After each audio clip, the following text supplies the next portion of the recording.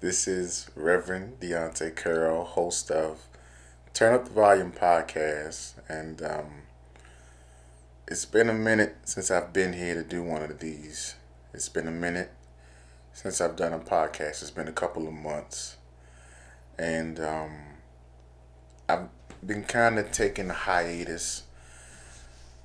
Things are shifting, changing in life as we know it, and I've been very thoughtful about returning back to doing a podcast, doing a show. And I wanted to, if and when I came back, to bring something of quality, value, and something worth talking about. One of my friends, a friend of mine, um, spoke into my life some time ago, and she said that she saw the Lord using me in this. And one of the things in this avenue of podcasting, and one of the things she said that kind of stuck out of everything she said was, people need to hear your voice because you have something to say. And I noticed that on my podcast, if you follow me for any length of time since I've started this podcast in January of 2021, I've always had people to come on my show. I've always had people to come to discuss different topics that they may have been experts on. And I kind of give them the floor to speak on whatever it is that they are an expert in or a professional in or what have you, whatever they excel in. And I noticed that not too often do I share my own thoughts and my own opinions about stuff and where I sit with things. And I sat back and I watched some of the recent current events take place and happen in our country. And I thought that as a black man in America, I just had a birthday October the 5th. And so, of course, this is, pre recorded. Um, I thought that it would be valuable if I just share what's on my heart and mind based upon what's been happening in our country over the last couple of months, weeks or what have you. Um, I'm not coming out of any form of fashion.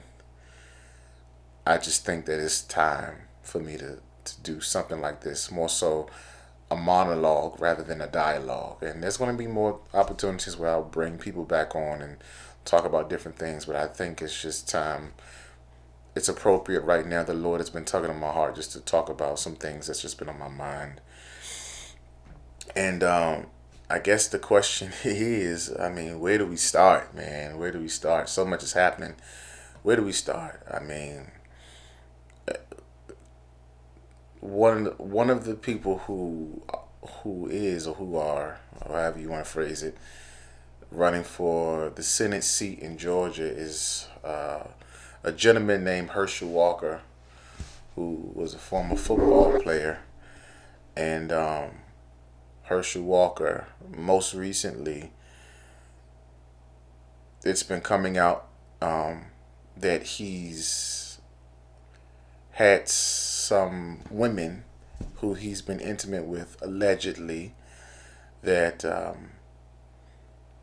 he paid for abortions. Why does that matter? It matters because Herschel Walker's campaign has been going on the mere fact that he's against abortion,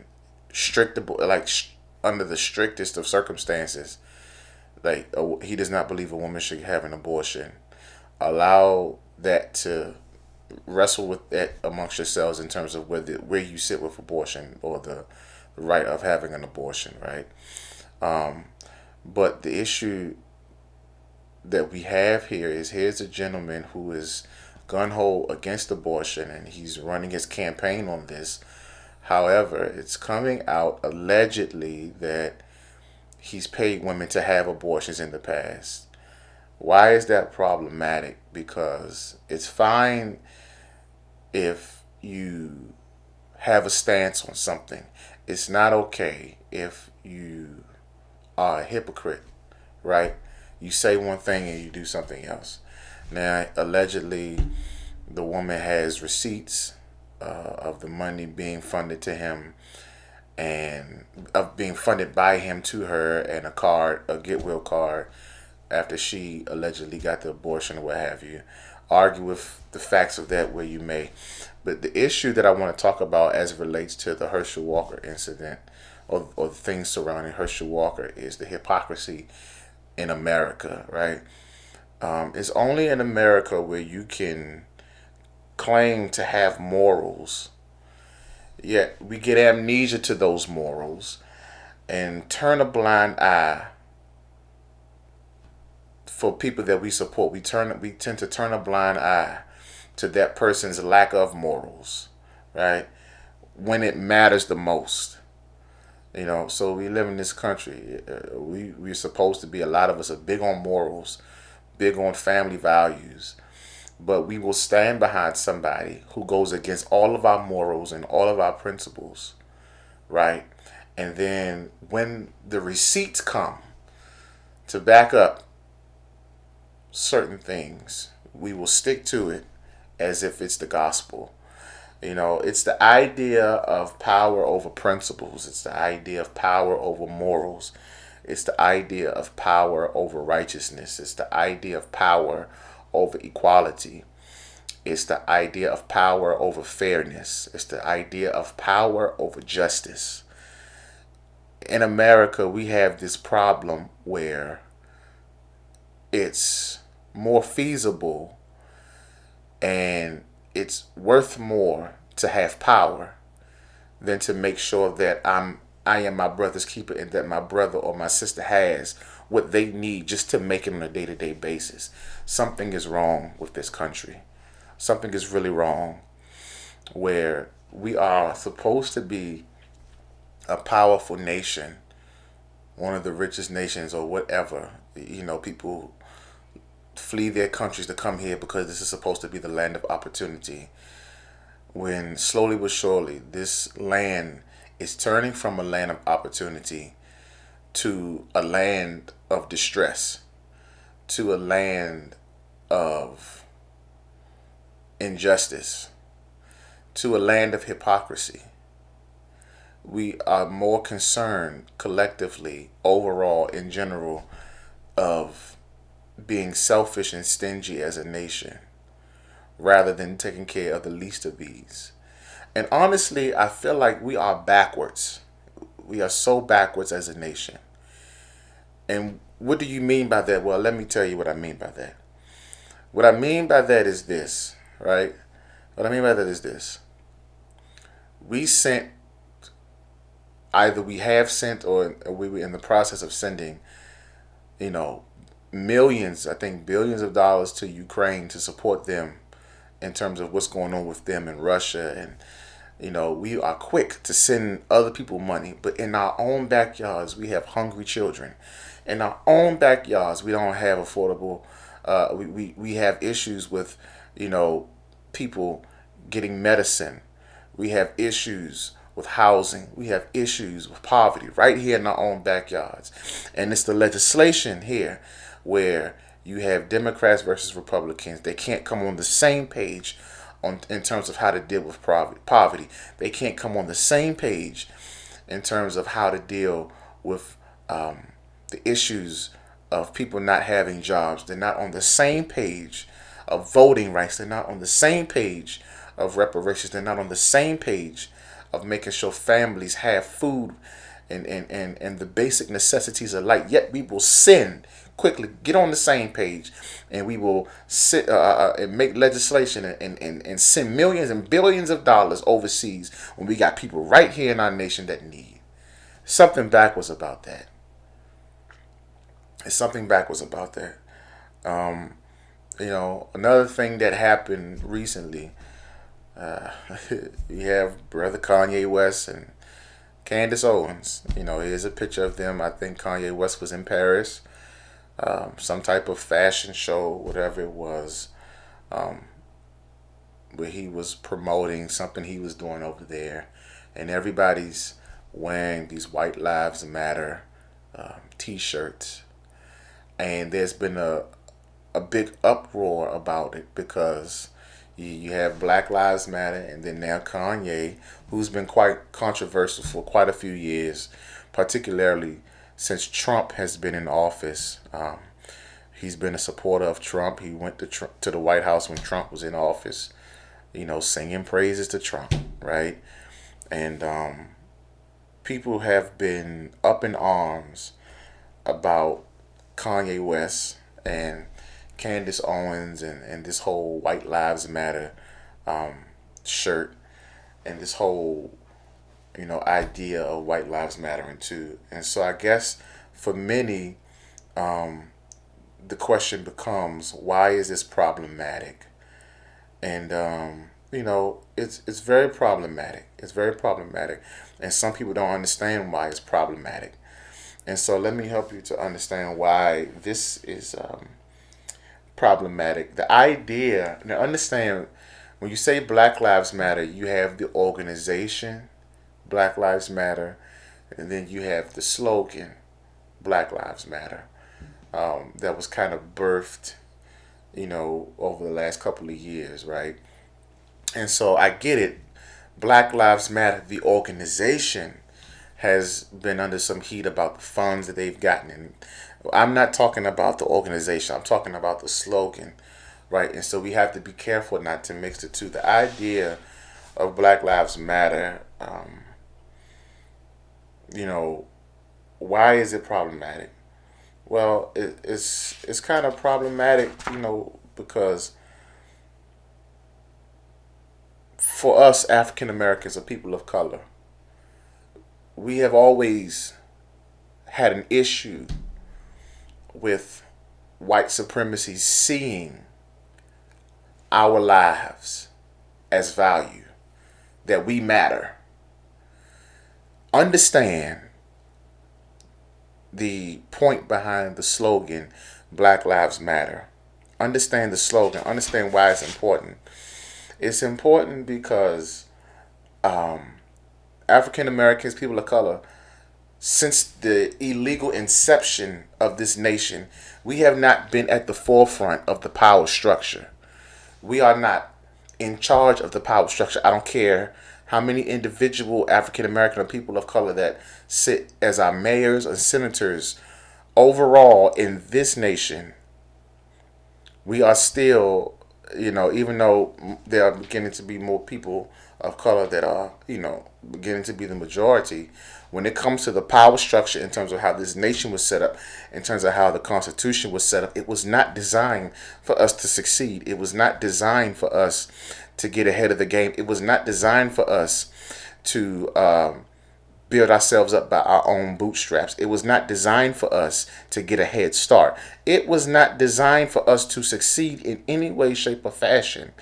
Hence, people of color in America, black folks in particular, we were not viewed at one point in time as full-fledged human beings.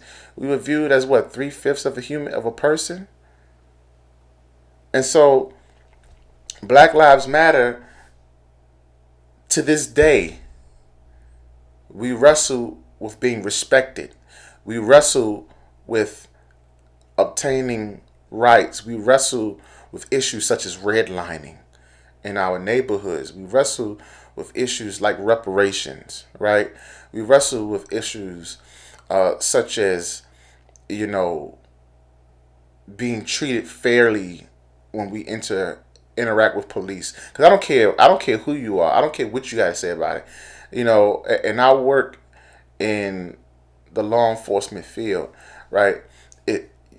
Until you can tell me, or until you can say, you know what it feels to be driving in your car and you're driving, minding your business, but the minute you see a police officer driving behind you, it's a feeling unlike no other that just makes you tense a lot of times as a black person, as a black man. You could be doing nothing wrong, but the idea of a police officer even just cruising behind you, it can make you clutch that steering wheel. We should not have to go through that, but because of what happens on a day-to-day basis in our country, we experience that PTSD. We experience that secondhand trauma or that secondhand PTSD because we see our brothers and sisters go through and interact with police, and sometimes they don't walk away alive. It's unfortunate, but they don't walk away alive a lot of times. And why is this problematic? It's problematic because, Kanye West, for him to say this, he's a very influential person. He's a public figure. He's a celebrity, right? He has influence. And so the problem is, what is a person? You can have influence, but the question is, what are you doing with that influence? Right? Is your influence helping us or is it hurting us? And I know Kanye is big on being a free thinker, and I agree with that. Be a free thinker, but what happens when your thinking is a ventriloquist, and your ventriloquist thinking shapes your influence, and with that influence, you entertain those that are against us, while you yet simultaneously plague us with trauma. Because watching this White Lives Matter is nothing but playing on our trauma. It's nothing but playing on our pain. And if he did this for a publicity stunt, you're doing nothing but, and I think Van Lathan said it too, it's like Negroes are waking up just pissed off just because they watch it. It's just, it shouldn't have to be. And understand, and one thing that makes me so upset sometimes when I hear this, when we say Black Lives Matter, it's because we want to be able to exist. We want to be able to be black in America. All right, and I know I might get backlash for it, but sometimes people want to equate the black struggle with many different struggles, and I get it. Civil rights, you want to sometimes group them all together, but that black struggle is so unique. Okay, and sometimes people want to equate the LGBT struggle with the black struggle, whatever.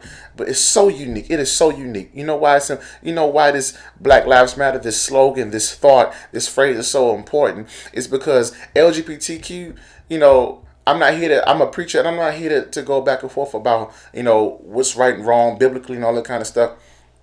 LGBTQ plus, you can change your sexuality. You can change who you love. You can change who you sleep in the bed with. But this blackness that I have on me, I can't change my skin. Okay? I can't change my skin. I can't change how I look. I can't change my complexion. I can't change the amount of melanin in me. Right? Somebody can look at you, and sometimes they can't tell. These days, you can't tell if a person is a man or a woman. You can't tell if a person is gay. But and that's one struggle in and of itself. But that black struggle, the struggle of being treated, badly because the color of your skin, that's a struggle, man. Listen, whether you're gay, straight, whatever, at the end of the day, if you are a person of color with any of those things attached to it, they're not going to see your sexuality. They're not going to see your religion. They're not going to see your denomination. They're not going to see what you do for a living. They're going to first automatically see your blackness and treat you as such. When you get pulled over by the police, they're not going to care automatically whether or not you're gay, straight, whatever. They're going to see that blackness a lot of times. That's why this matters. When you're applying for loans for housing, sometimes with some of these companies, that are very racist and don't want to give African Americans, or people of color the same fairness that they give our white counterparts when they go out and apply for business loans and housing loans and things of that nature, right? It's because of our blackness. That's why we're treated like this sometimes. And it's not all of us who, all of us don't have the same experiences. And I know black people are not a monolithic, however, but overall, there is a black experience that we cannot, water down. And so the thing that really bothers me is when we say Black Lives Matter because of the oppression. We've always been oppressed in this nation. Always have. Right? Always have. Even if that oppression is not direct oppression, but it's secondhand oppression and secondhand trauma. That stuff is real. Okay? And so, not to mention that, but I can't stand it when people say, oh, Black Lives Matter. But yeah, Black Lives ain't going to matter until Black Lives matter, to black people. But see, understand the difference with that. Understand something, okay? I get it. Black Lives Matter. And yes, Black lives have to matter to black people. However, dealing with black on black issues is like dealing with sibling rivalry. Okay, when you have issues with your brothers and sisters, you deal with that in-house. You deal with that in-house. You don't go outside and deal with sibling rivalry amongst your enemies, amongst those that don't have your best interests. See, the problem is it must be dealt with, and it must be addressed, right? And we have to deal with it in-house. But see, when you understand how siblings work, and I have 4 kids, right? And I tell my kids this all the time, that I understand that my kids are not, all 3 of my boys, they're not going to always agree on the same thing. They're not going to always get along about the same things. They're going to have issues. They're going to have hiccups. Why? Because they have different personalities. Why? Because they have different interests. Why? Because they have different backgrounds. Why? Because they have different things that are important to them. And so they're going to clash somewhere down the line. However, one thing I did teach all 3 of my boys, that me and my wife teach my 3 boys, is this. Okay, y'all can have issues with each other, but at the end of the day, y'all figure out how to work around your issues. However, but when y'all go out there in that street and somebody come at one of y'all, all 3 of y'all better line up and take care of business and take care of each other and look after each other. And see, the problem that we have as African American people is we want to deal with in-house stuff in front of strangers, in front of those that don't care about us, that don't give 2 cents about us. We want to argue about how we don't like our brother and our sister in front of other people. And then what happens is when we do that, our plight, our real plight, has gotten lost because we have not learned how to be a collective force, right? And so the thing about it is, yes, Black Lives Matter. Yes, Black lives have to matter to black people. That's where we come in. See, that whole slogan that says it takes a village to raise a child. It's not just about a child. It takes a village. Let's start there. It takes a village to come together.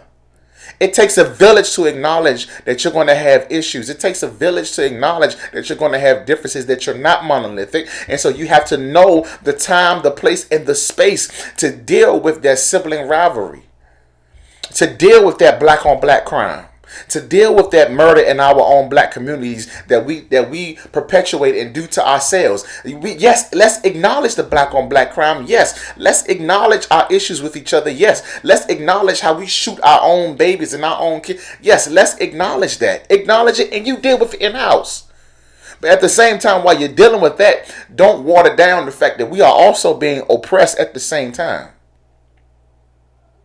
Don't water down the fact that police brutality is real. Don't water down the fact that all over the country, they're trying to, in major parts of the country, trying to take away our right to vote and then put referendums on the ballot and do these different things to make it difficult for us to vote in such a way to where we can exercise our right to vote. Like, we have to be very mindful and very cognizant of that, and it's it's just amazing. It's amazing. It's amazing. It's amazing. Y'all listen.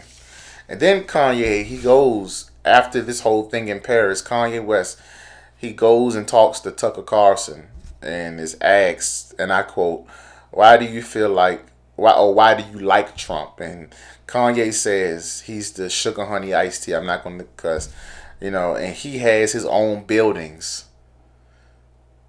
He likes Trump because he's the ish and he has his own buildings. And I'm like, Kanye, What have you been reading, brother? What have you been reading? What have you been listening to? What have you been watching? Did you not listen to anything Letitia James said a couple weeks ago? Uh, pretty much making her case. She literally spent, y'all, at least 25 minutes making her case as to how, with her receipts that she plans uh, how Trump has allegedly been a fraud for so many years. Like, Kanye, have you been paying attention to anything like that? This is where people around Kanye need to pull him to the side and tell him to sit down. Tell him to, like, listen, brother, sit this one out because you're talking crazy. But see, here's the problem. This is what happens when you have people in your corner that won't tell you the truth because they are in fear of losing their position in your camp. See, when you got people like that, you got to get rid of those kind of people because those people will allow you to self-destruct and will allow you they will watch you slowly demise. You have to have at least somebody in your corner that is willing to tell the truth. Tell you the truth. Tell you that your stuff stinks. Tell you that your slip is hanging. Tell you that you're left field. Tell you that you're wrong. Tell you that you're off. That's the problem. And so, the question has become, is Kanye a genius? Is he? I don't know. I think he's playing, he's triggering our trauma as people of color. I don't find anything genius about that. Sure, he can be a genius in his mind because, in his mind, all publicity is good publicity. So whether they're talking good, bad, or indifferent about him, he's still going to sell those Yeezys and whatever else he's selling, right? And so he's fattening his pockets. But so he's a genius in that own right in his mind. But having money is not synonymous with being a genius. Having money is not always synonymous with being successful, right? Because you can manipulate people out of money. You can lie your way into having money. You can scheme your way into having money. You can be dishonest and have money. And everything I just said is that of a lack of character, the lack thereof of having character. And so Black Lives Matter, it speaks to, when we talk about Kanye West, Black Lives Matter, it speaks to our station and our place in America. It speaks to our current state in terms of where we are on that totem pole of that class. Yes, there's a small number of individuals who are doing fine in America, who are succeeding in America financially. Then there's that other population, we're struggling. History has told us for years that we don't matter in this country. History in America told us that we were 3/5 of a human being, as I said earlier. And so we have to listen. We got to stop entertaining Kanye. That's just the bottom line. I know I'm giving my thoughts on it, but I'm not one to, after this, to keep harboring over Kanye. Like, listen, we have to really stop allowing him to have that type of power to be speaking on these things and stop. We have to stop allowing people to trigger us. Know your triggers. As a people, the things that Kanye West did recently it was triggering. And so let's understand and know that trigger, that Kanye can trigger a lot of us. All right? And just when he started talking, just stop giving him airtime. Because that's ultimately, at the end of the day, what he wants is the airtime. Is the ability to be seen. And so we have to be mindful of that. Another thing I thought, was interesting that I want to talk about is my wife and I, we went to the movies recently and we saw this film by The Woman King. We saw The Woman King, and powerful movie. I know it's a controversial movie. Some people go back and forth about it. Some people have had a lot to say about The Woman King. Some people thought it was a great movie. Some people thought it was a horrible movie. I think I saw Teslin Figaro. She had some issues. I can't recall all the things that she said. But I'll just say this about the Woman King. I know by this point a lot of people have probably seen it. Woman King, Viola Davis. She's this great warrior who she's like a general over these females, women rather should I say, black women, black strong women that she trains, and they're warriors. And there's a king that's over this particular region of Africa, and she's like the general, but she's like the king's secret weapon, as they say in the movie. She's like the secret weapon to the king is the fact that he has strong women who are not afraid to fight.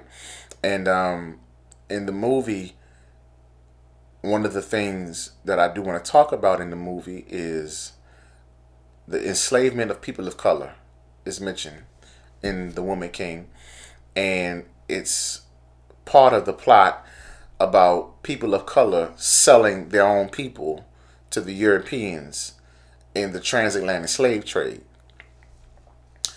And some people thought that the movie was well put together. It showed a powerful black woman overcoming how she got the craziness in terms of how she got to where she was, right? How she became that powerful warrior, and how they overcame, the plot that was in the movie. Then there was some people who thought the Woman King hurts people of color in our current fight for reparations and things of that nature. And what do you mean by that? Because for years we have been fighting in this country for reparations for the slavery, for the enslavement of people of color in America. And I understand why the movie can be controversial in that aspect, because when we're talking about reparations, we're going to Congress, and we're fighting, and trying to get our senators to and legislation passed to get us reparations, us people of color who are descendants of those that have been enslaved in America. And I can understand why some people will find this movie problematic, or the question is raised, is the Woman King problematic? It can be, because when we're dealing with reparations, it can give the other side, hence let's be clear, let me be more specific, it can give Republicans an argument, right? It can give Republicans an argument, because people of color, we've been saying for years, well, we need reparations. Y'all been doing stuff for the Jews and doing stuff for other people. What about people of color? We need our reparations. We need our reparations. And so the fact that more and more people who may not have been aware are now aware that people of color, or Africans, some Africans, were the very ones that sold our ancestors to the Europeans, right? And so now the concern is, when we talk about reparations, then they're going to focus on, if you're going to talk about reparations, then what about your own people who sold you into slavery, or what about your own people? So if you're going to ask white folks to give you money for reparations, well, aren't you going to ask the Africans to give you reparations for selling you into slavery? And so here's the thing with that. I get it. Okay, I get it. Africans, there was some people in Africa that literally sold us out and sold us into slavery and sold us to our oppressors and sold us to Europeans. I get it. And there were Europeans that came and took us and snatched us. But see, the thing is, by the time we got to this soil, there was so much that happened to us by the hands of Europeans. Okay, by the hands of Caucasians or white folks, whichever is your poison to want to refer to them as, right? And so here's the thing. Here's the take on it. If we're going to turn this from let's if you want to talk about reparations, and let's talk about your people, the Africans who sold y'all into slavery, or sold your ancestors into slavery. Listen, that is nothing more. If that's the argument that's going to be used, that is nothing more than white supremacy trying to throw stones and then hide their hands. That is nothing more than white supremacy trying to trying to undermine and water down their role in the enslavement of people of color. Because see, I'm gonna tell you something. While some on the right can say, well, Africans sold other Africans and it was a fair trade. Let me tell you something. Even if that was the case, which it was the case, you are still in receipt of stolen property, which is a crime in America. So you cannot get away with that. You still stole people. You still stole people and turned them into property. Receipt of stolen property is a crime in America. And so yes, when we talk about reparations, we're gonna come for the reparations too, because you ain't nobody is going to get by. Nobody's going to get by. And so while I get it, you know, we got to address it all. We got to address with, you know, the brothers and sisters of our ancestors selling them into slavery. But yeah, we also got to deal with, and we're not going to let this go under the rug, about our treatment once we got to this shore. Okay, and so nothing will water that down. Nothing will make us forget that trauma, and nothing will make us deny that truth. I don't care how many Africans sold my ancestors into slavery. Okay, yeah, they sold us into slavery. We can deal with that behind closed doors when we go across the shores or whatever, or however we want to deal with those, you know, that have sold us out. We gonna deal with our own people, but at the same time, we gonna deal with those that mistreated us, that mishandled us. Nobody getting by. Nobody getting by. You know, and so I don't know, y'all. I listen. Another thing I wanted to deal with, one last thing, is I've been hearing here and there, and I know we've heard it for a good little while. You know, people are coming for Joe Biden, Kamala Harris. You know, about different things concerning African Americans. I've heard people say that the agents got their hate bill, or, you know, and there's been a lot of back and forth against about that, you know, and there's this thought and this belief that politicians tend to not do anything for people of color or for African Americans, to be more specific. I remember when Obama was out of office, you know, and when he left office, there was a lot of people saying that Obama didn't do anything for African Americans. You know, is that true? It could have some merit to it. I'll throw that out there. Did he do some things for people of color? I can even sit with that argument. You know, but here's my thing. If First of all, let's back up about how campaigns work. Okay, when a candidate is running for office, they running their campaign and they're going to raise money, and people have to donate to the campaign. Understand how this thing works. The groups or the people that tend to donate the most to a campaign, they tend to get first dibs on, you know, that particular candidate, fighting for them and getting some of their issues passed. And here's my question to those who cry out or who have the argument that Obama didn't do anything for African Americans or for black folks. Here's my thing. There was no African American organization that I know of that sought to make him do anything. No organization. Let's be clear.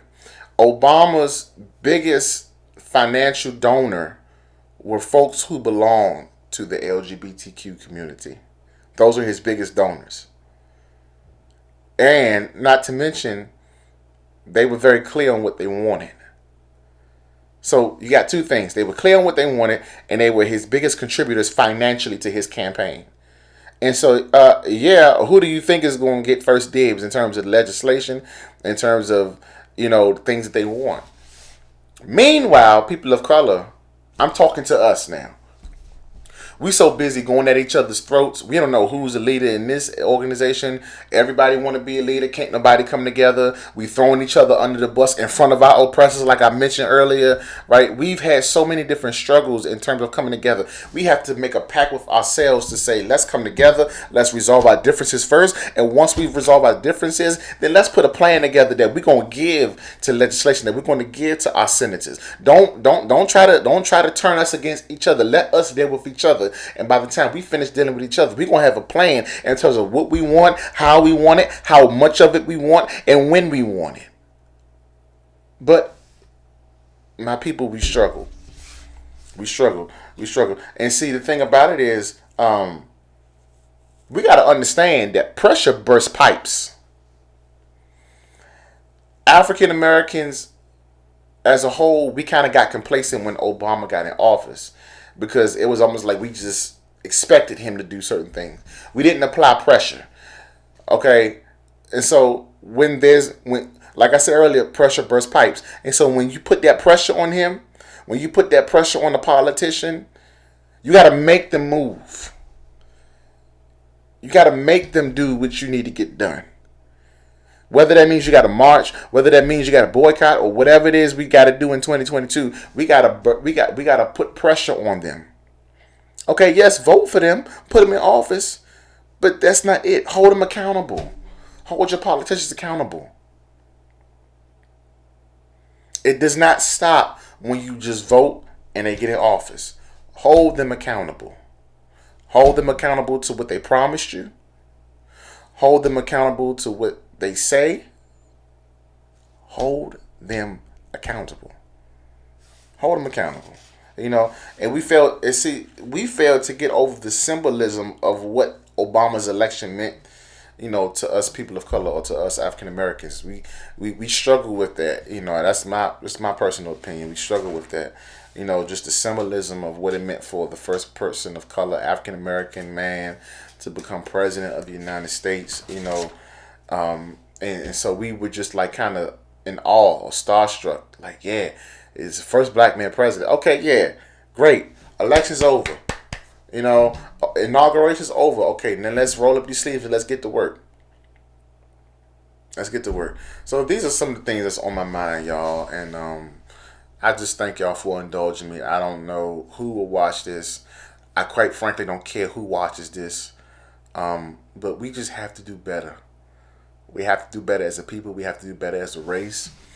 We have to do better as citizens of this nation. We have to take care of each other. Love on each other. Look after each other. But do not be afraid to create safe spaces for us to go behind closed doors, turn the cameras off, and deal with our differences and deal with our issues with each other. Don't argue in front of your oppressor. Don't argue in front of white supremacy. Don't tear each other down in front of white supremacy. Do that stuff behind closed doors. And while you're behind closed doors, come up with an action plan of what you want as a people, not individuals, but as a people. Come up with an action plan. This is what we're going to ask our senators, our governors, and our mayors. This is what we want. These are a list of our demands. This is how we want better schools, better, communities, better resources, or these are the resources we need. So that when it's time to go before legislation and before those who make the laws, we will look like we got our stuff together. Because they ain't seeing us like this at each other's throats. And so when they see us like this at each other's throats in public, how can they respect us? Respect us enough to even sit down and listen to us. Because there's so much animosity amongst the family. Y'all take care of yourselves. I love you. Be well. Take care of yourselves. Take care of your families. Thank y'all for giving me this time and this opportunity to just come on and speak to you all briefly. I didn't come in any form or fashion. I just wanted to talk to my people.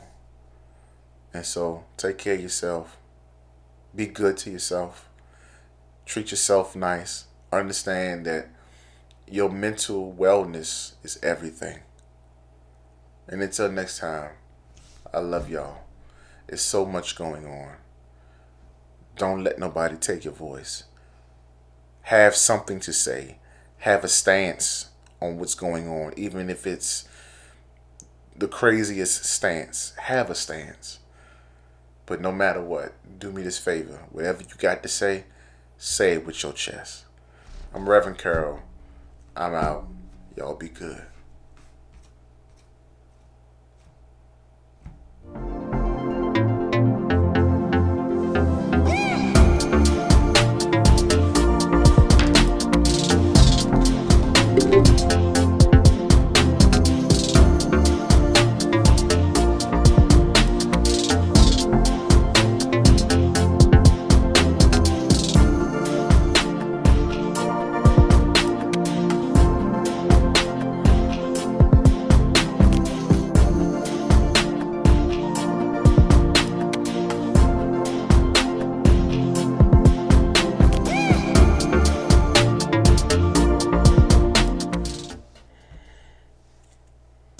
This is Deontay Curl, host of Turn Up the Volume podcast. Listen, do me a favor. If you like this video, do yourself a favor and hit the subscribe button. Also, tap the bell and turn on all of your notifications to see this and more interviews and more shows from my podcast right here on my YouTube page. So y'all hit that like button, tag, share, and subscribe. Y'all be good.